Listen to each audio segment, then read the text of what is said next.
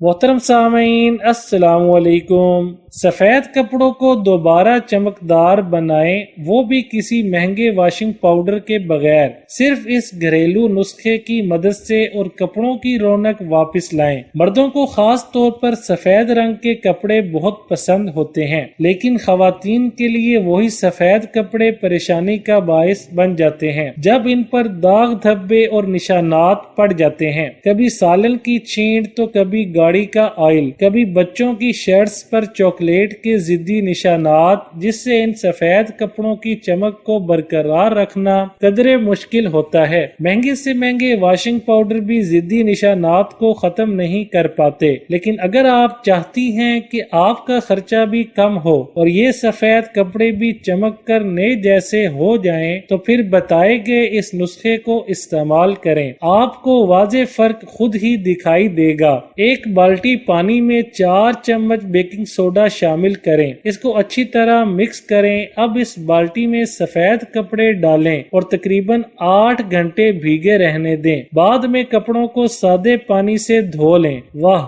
کیا چمک ہے، ہو گئے نا چمکدار سفید کپڑے، بالکل نئے جیسے۔